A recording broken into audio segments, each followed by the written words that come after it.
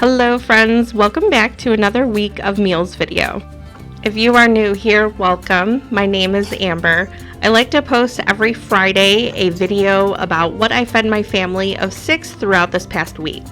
I am a busy homeschooling mom on a budget, and I know a lot of my viewers benefit from recipes that are quick and easy. They're good for any budget and they're perfect for the family. So that's what I really focus on every week, is trying to bring you these new recipes, but also realistic ones that I make for my family. Some nights are very busy, some nights aren't, but I try to keep them as simple as possible. This past week has been colder here in the Ozarks, and it's also been raining non-stop.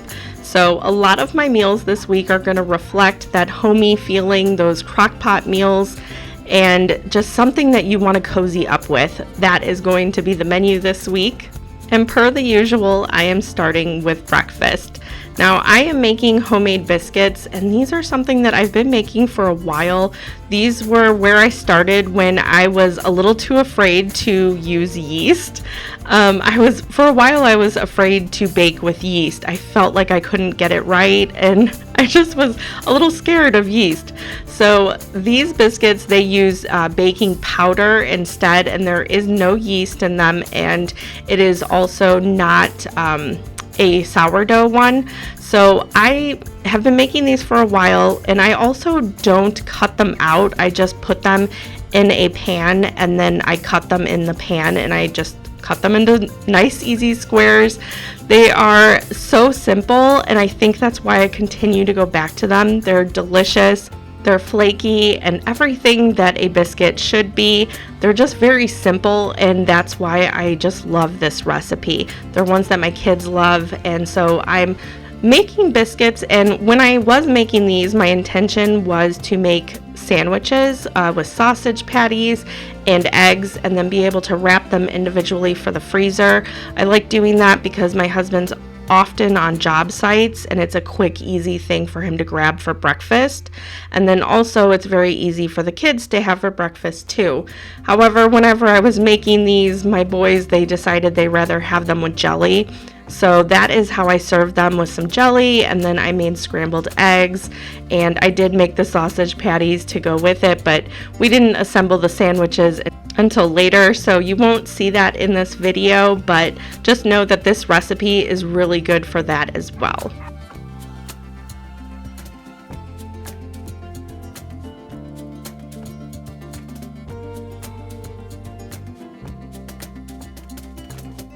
Okay, so like I said, these biscuits are so versatile. They're so easy. You don't have to let them rise or really anything. I roll them out until they're as thick as I'm wanting them to be, and then I put the entire thing into a pan, and I cut them with a dough cutter. You can of course cut them into circles with a biscuit cutter if you would like to, but I just find that this is so easy to do, and they come out perfect every time. So while I put the biscuits in the oven, I'm going to start on some scrambled eggs, and I'm going to heat up some sausage patties. We're going to have some butter and jam on our biscuits, and it was such a nice but simple breakfast this morning. And then like I said, I did put aside the biscuits, and we made like breakfast sandwiches, and then pre-wrapped them and put them in the freezer for anybody to have a quick and easy breakfast.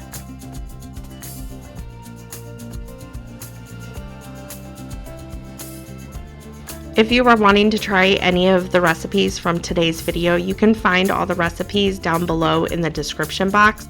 There are times where I will not put a recipe down below, and it's usually because I'm completely walking you through it in the video, but if for whatever reason you do want me to add one of those recipes so you can screenshot it, just let me know and I'll add that for you.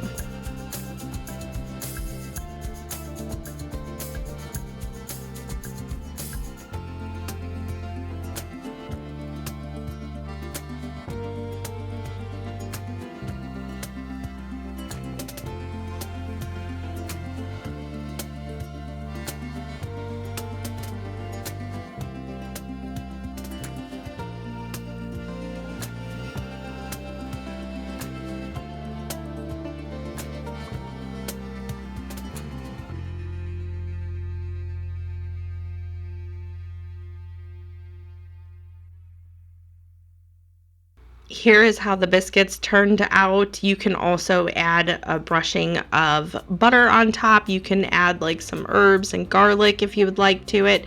It makes a really good like garlic bread type of biscuit. I'm trying to think like a Red Lobster type of thing. They make really good ones of those as well if you want it with soup or anything like that. But this was our breakfast for this morning.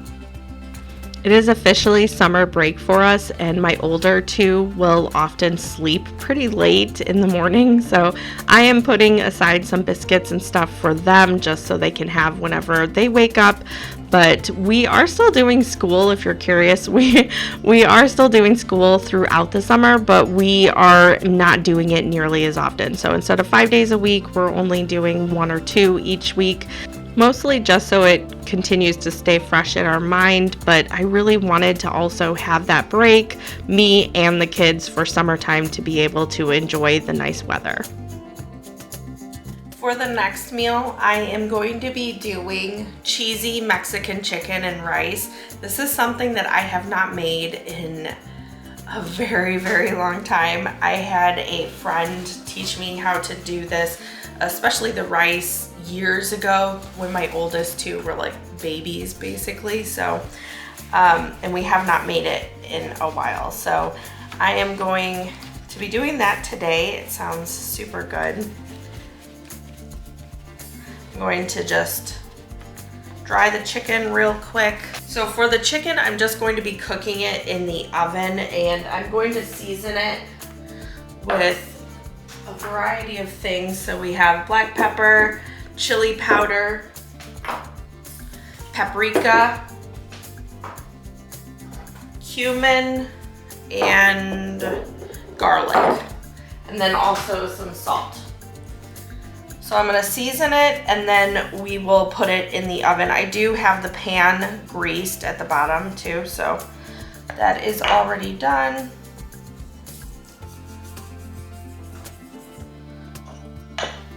So I would just do about a sprinkle of salt. I know some people kind of watch that, so you know, if you want less salt or a alternative, you could do that too. But salt, a little bit of pepper. It says a teaspoon of the rest of the seasonings. I have 3/4 of a teaspoon because that was the oven. I have 3/4 of a teaspoon because my teenagers do dishes, and it's like a scavenger hunt afterwards. They've been doing them for a while, so I'm not really sure why they never know where anything goes, but it's, I don't know, it's kind of funny. Anyway, so I'm doing 3/4 of a teaspoon. It's really not going to matter too much, instead of 1 teaspoon of the garlic, cumin, chili, and paprika. I'm just going to sprinkle some on top. I'm not really worried about like fully coating all the way around.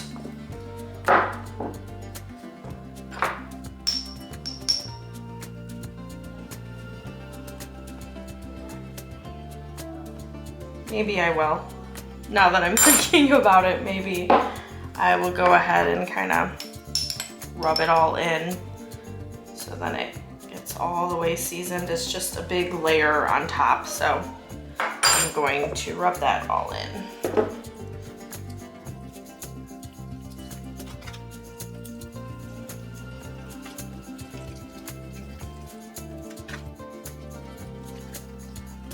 Okay, I'm gonna wash my hands and then we'll throw that in the oven.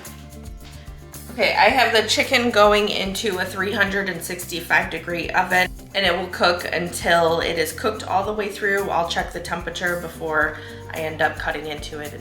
Okay, for this next part, we're going to start on the rice, and from what I remember, you put a large tomato in water, I did not cover the tomato in water. I don't think you have to, but it's almost covering the tomato in water. And you're gonna boil that until it softens. So I'm gonna turn that on and we're gonna boil that. And I'm also going to start the rice on another burner.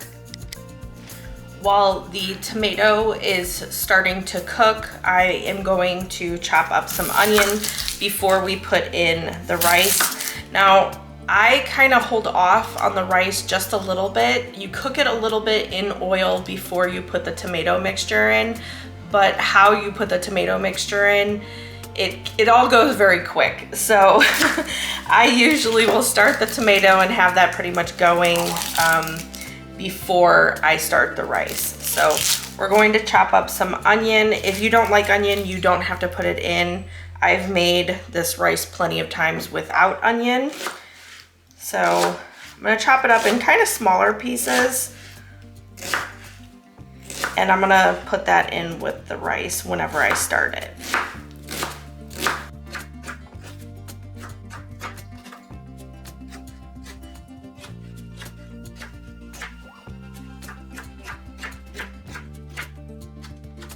So the water is starting to boil, and I'm gonna wait. It'll probably be another couple minutes before the tomato is kind of cooked through. You'll be able to tell when the skin has like ripples in it and it just appears, you know, kind of cooked.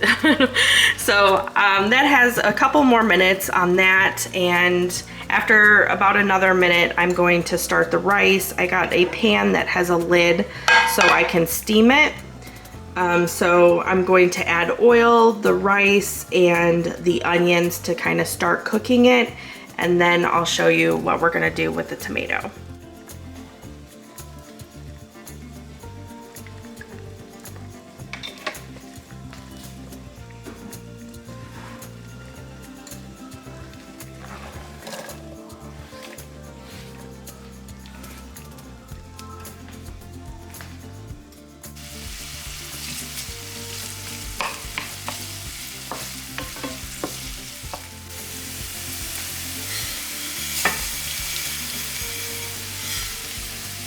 Now that our tomato is just about done, I'm going to stir the rice in, kind of get it all coated, and we're going to cook it a little bit in the oil before we put the tomato mixture in.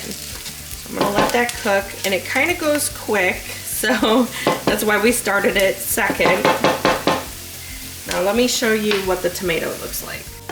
Okay, so you can kind of see that the tomato is starting to crack and ripple. So it is just about done to put into the blender. And you're going to use some of the water that's also in here in the blender with it. I am missing a few ingredients, but I have some that I think will be fine substitutions. So I'm going to put the tomato into the blender now that it is cooked, and I'm going to use some of the water. I'm going to put about a cup in. And if you're doing more rice, then you'll need more water, but I'm gonna put in about a cup, maybe a little bit more. And that can always be adjusted whenever you are making the rice. So the tomato, some of the water that it cooked in. Now you're gonna use some tomato sauce, but I don't have any. I don't know why. I knew I was making this recipe too, I just didn't buy it. So I'm gonna use a little bit of enchilada sauce, and you are supposed to use a tomato bouillon, like some of the powder, but about, I want to say it's a tablespoon. I again don't have that, so I have the beef and tomato ones that I bought on accident, so I'm going to use one of those cubes. It's a pretty large cube, so I'm gonna do that. And then, oh, I almost forgot the garlic. You need garlic too. If you have 2 to 3 garlic cloves, you can put those in. You can use garlic if you'd like. If you don't have that, you can just use powdered garlic, and that's what I'm gonna do. So, another tablespoon maybe. And you'll start that up, and you want it to kind of liquefy. So, I'm gonna make a sauce with that.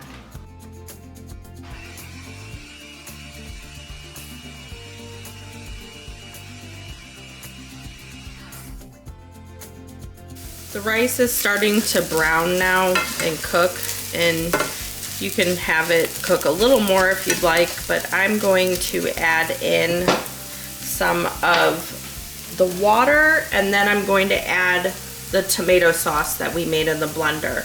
And then you, again, kind of want to be quick about it. You'll put the water in, you'll put the tomato sauce in, and it will start popping all over, so then you'll quickly add the lid to it. So we're gonna do that real quick.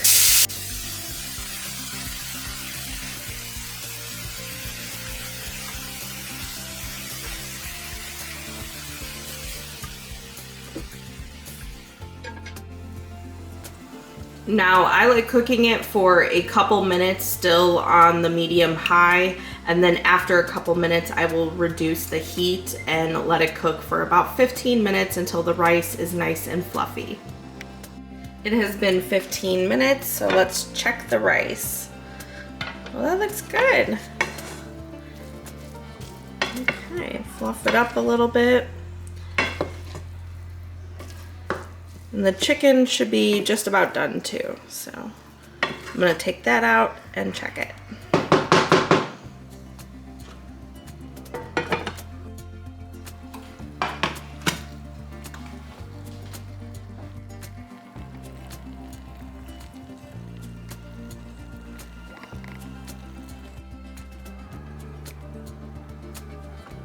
The chicken and rice are done. And so we're going to put our last part on, which is like a queso dip. I will put a recipe down below in the description box for the queso recipe. However, I'm cheating a little and I just bought a queso dip. Now, I forgot about it in the microwave, and so it isn't looking too hot. It still tastes the same, but this is the queso that I am using, and I just can't. I mean, it didn't explode, but it looks like it was trying to. So anyway, I am going to just drizzle some of this on top and call that good enough. It would be really great with like some chopped up peppers and onions, kind of charred, cooked on the grill, something like that, and put on top too. I just don't have any of that. We're getting basically at the end of our groceries, so I don't have any of that available. But if you do, I do suggest some type of veggies on top. I'm sure would be really, really great, like a fajita type of veggies. But I'm going to go ahead and put some of the cheese sauce over top of this, making this our cheesy Mexican chicken and rice. And that will be it. If you're curious at all how this turned out, this was a huge hit, probably the biggest of the entire week. My kids, every single one of them, loved this. So I am going to have to start making this way more often. Like I said, it has been a while since I made this, especially the rice. I have not made it in a while, but I'm going to have to start making it more often because this recipe was delicious.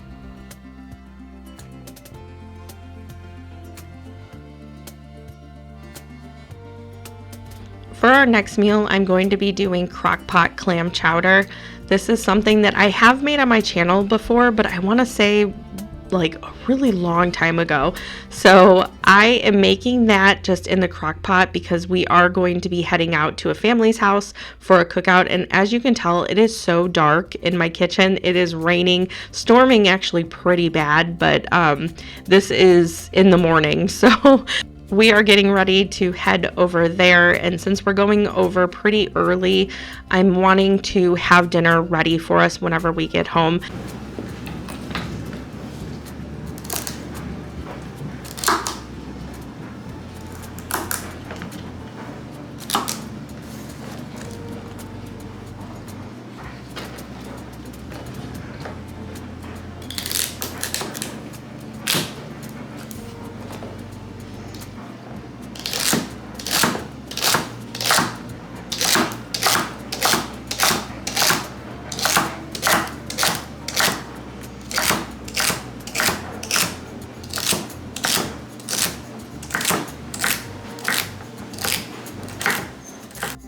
I grew up eating the clam chowder from a can. I don't even know what brand it was, but it was like a particular brand that my mom bought. My stepdad, I think it was his favorite, and so he ate it all the time, and it was just something that we always had. However, I've never had it homemade until I started making this recipe, and this is a family favorite of ours. I'm sure you do not have to saute the celery and onions beforehand. However, I always like the flavor that it adds, so I've always done that. I also like to, after this has cooked down quite a bit, I like to add in a couple tablespoons of flour and then some milk or some cream to make sure that the soup thickens as it cooks. I also like to add some garlic at this point, so that's what I'm doing now. I'll let that cook for a couple more minutes and then I will start to add the stuff to thicken it up.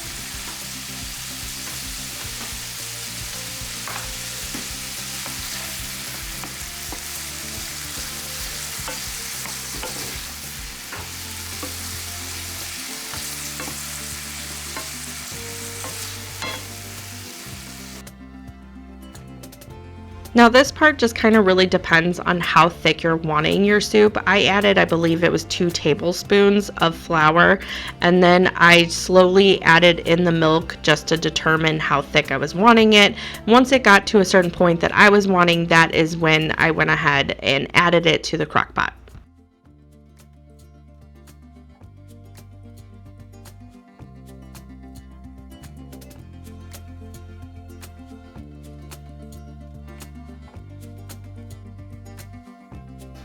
We are headed out for the day and it is super rainy and kind of chilly outside, so I figured I would throw something in the crock pot for dinner time. So when we get home tonight, dinner will for the most part already be ready. I'm going to also do, I believe, some crusty bread if I can get home in time to make it, but I'm going to throw everything in the crock pot and then put it on low, and so it will cook all day long, and when we come home we will have some really nice clam chowder to enjoy for dinner. First, I'm going to put in that mixture that we had on the stove of the celery, onions, garlic, and then I added a couple tablespoons of flour and then some milk to it to help thicken up the soup while it cooks. So I'm going to put that in the crock pot first.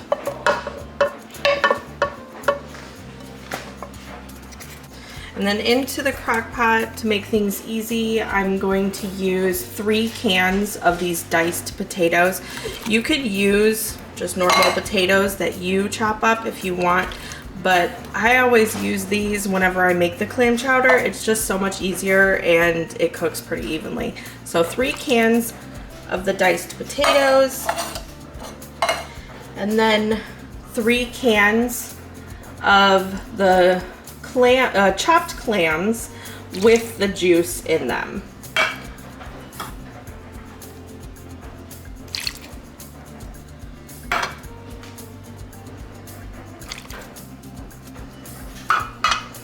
And then 1 jar of clam juice.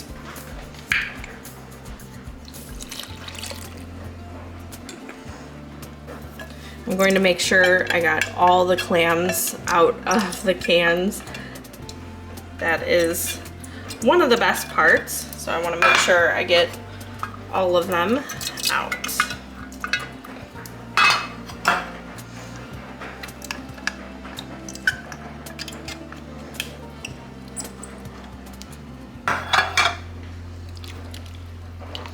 Give it a quick stir, and then I'm going to open up 2 cans of evaporated milk and put those into.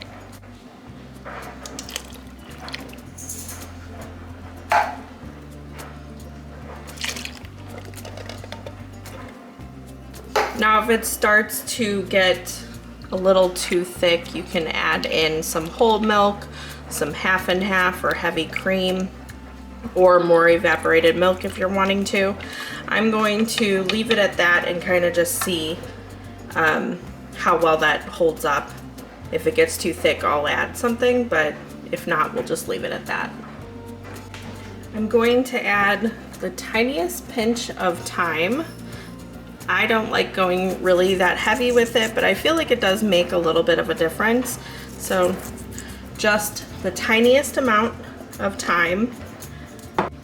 And then I'm going to add a little bit more pepper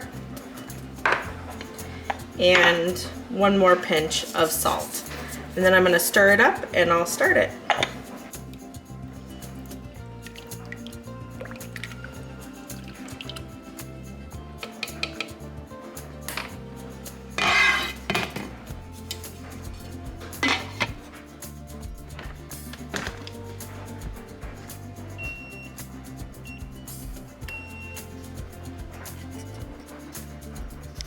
So a little bit of a spoiler alert, we did not get home in time for me to make the crusty bread, so that kind of sucked, but we did have clam chowder and it was so good. It is just one of those soups that I don't know if it just is it's homey to me because I grew up with it, but something about it I just absolutely love, and with or without the crusty bread, it was great.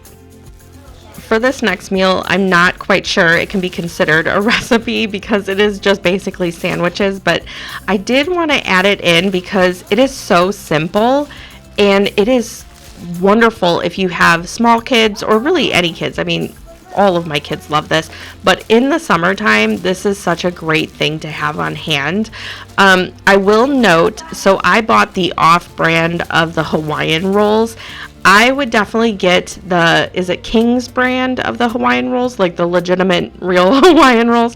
I would suggest doing that or doing your own if, that's what you do. That would be amazing. But the King's Hawaiian rolls, they come with an actual little paper holder, and it ends up working out great for these because you can just prepare the sandwiches right in that cardboard holder and then put them right in the bag and then put them in the fridge.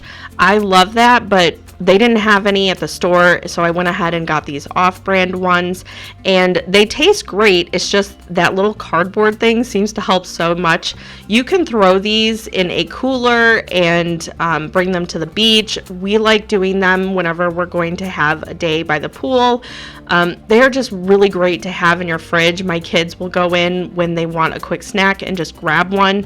I loosely kind of cut them. They're not 100% cut up, but they just rip them off, and that is it. It is, like I said, it's perfect for summertime, especially if you have kids, because it is something that they can go in the fridge and just grab themselves really quick.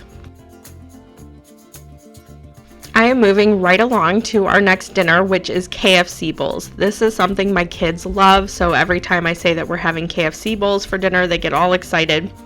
This is yet another thing that I grew up on. My mom got KFC a lot. I mean, back in the 90s and 2000s, everybody would go and they'd get like a bucket of chicken and some mashed potatoes with gravy, the mac and cheese, like all that kind of stuff. And then they came out with the KFC bowls that had basically all that except the mac and cheese in one. And, it was awesome. Well, we don't ever get KFC in our family. I don't know if it's just not one that we really think about. We have one somewhat close. It's like 20 or 30 minutes away from us, and it's so expensive and it's really just not worth it in my opinion. So especially when you can make it at home for such a fraction of that price. So I like doing it. It tastes just like it. You can, of course, use whatever kind of chicken you want, but I find that like a chicken tender or these chicken nuggets work really well.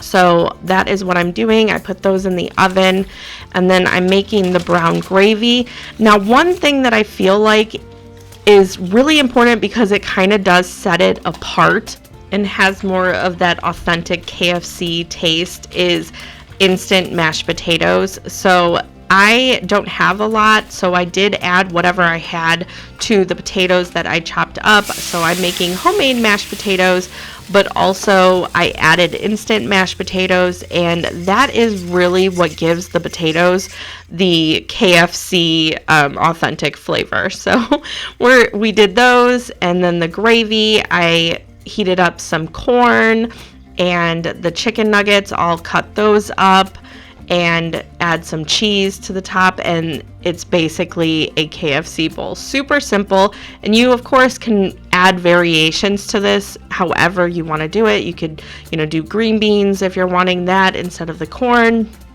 You could do grilled chicken. You can do, I know that they have like those naked chicken, I think is what the brand is, but I mean, it's so versatile and you could really make it your own. And instead of paying that KFC price, which actually I don't even know how much they are because that's how little we can go there.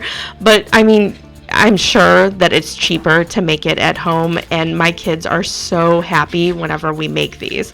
So quick and easy, and it tastes just like the KFC bowls, but fraction of the price.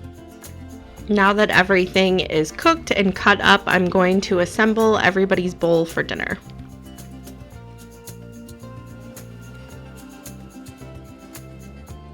And here's how dinner turned out. Like I said, it is KFC in a bowl, but at a fraction of the price, and you really just can't beat that for a quick and easy dinner. And for me to make these for my family, it was probably only about $10 for me to make all of these, so you really cannot beat that price.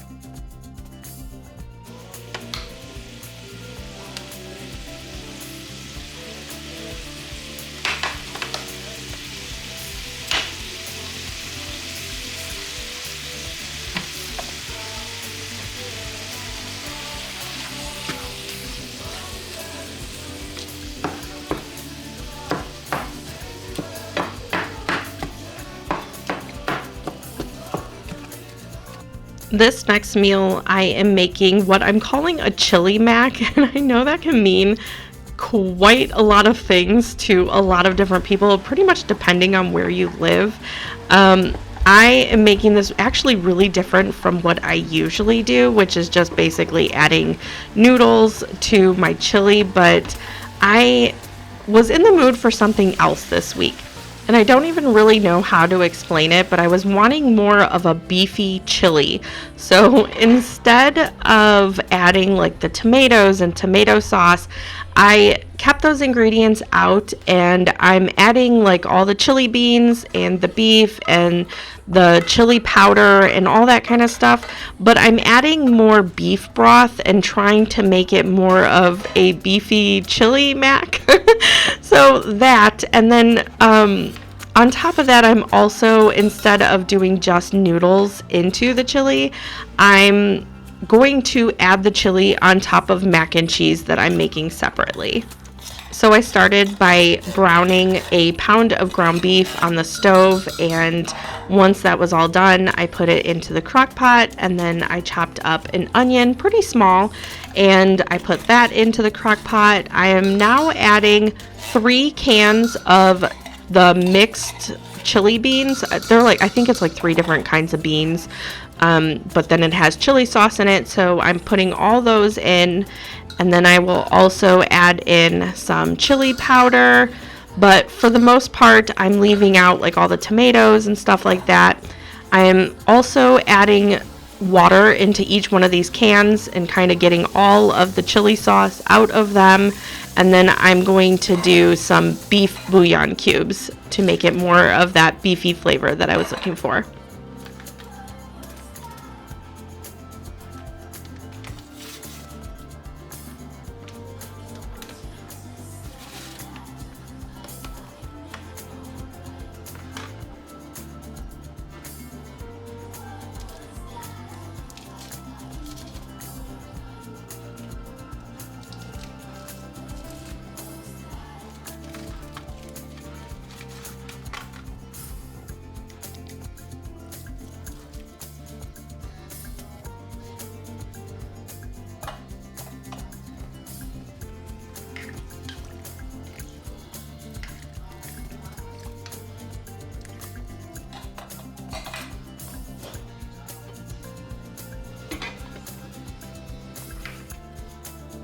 I cooked the chili low and slow for 6 hours, and right before it was done, I made just an instant mac and cheese, and we put a scoop of chili over the top of that. I added some green onions to the top, and my kids love this. I mean, what's not to love? It has mac and cheese, right?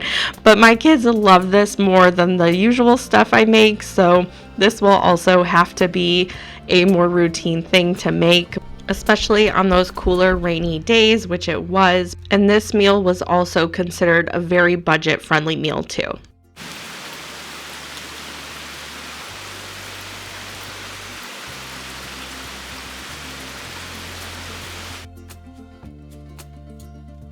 This last one is not a meal, but I thought it was fitting to end the video with dessert. So that is what I'm making. I'm making some chocolate chip cookies.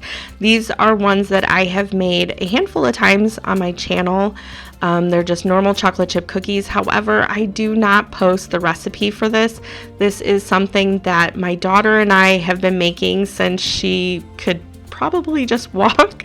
And it's something that we kind of hold as a secret with each other. So my boys, whenever they start making it, they will have the recipe too, but it is something that we keep.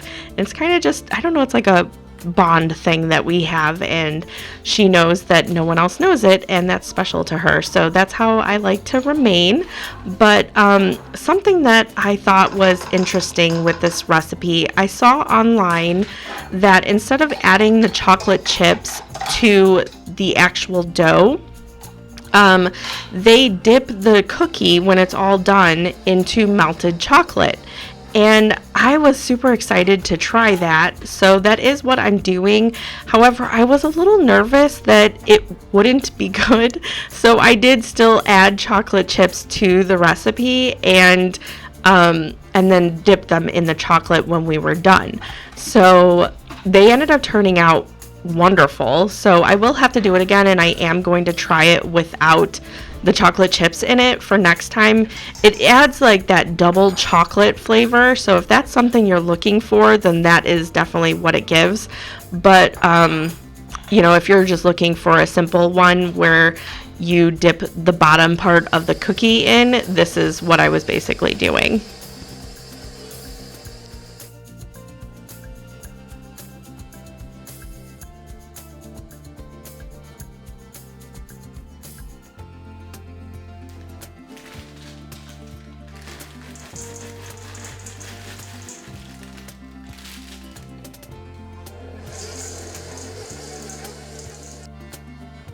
So I mixed together the dough, and I'm going to form them into just normal cookie dough balls and put them in the oven before I let them cool, and then I'll dip them into the chocolate.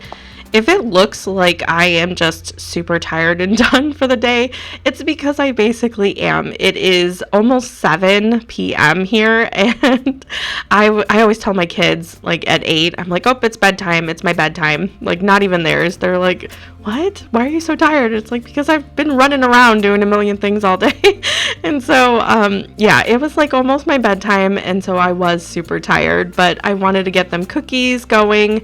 They were going to have a play date with their friends the next day, so I wanted to make sure that they had some cookies to take over with them to their friend's house, and this was also their dessert for the evening, so I wanted to just power through and get them done. Once I had all the cookies baked, I laid them out on this parchment paper to cool down. I wanted them to be kind of solid before I put them in the chocolate mixture to make sure that they didn't fall apart.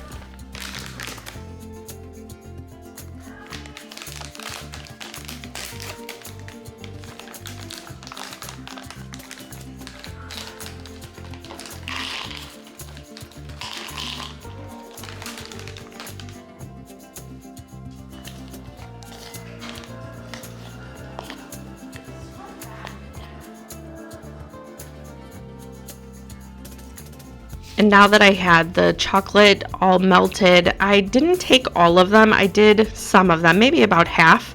And I took the cookies, I dipped them in just the bottom of them, and then I kind of spun them so as they dried, they did not like drip. And then I put them face up. Is that how it is? I don't know. I put the chocolate side up and until they were completely dried and hardened. And then afterwards, the kids enjoyed them. I think they really liked them, so I'm going to have to try it without the chocolate chip cookies and just the chocolate at the bottom next.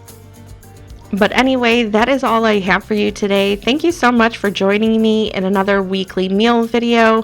I hope you have a wonderful week. I'll see you in the next one. Bye.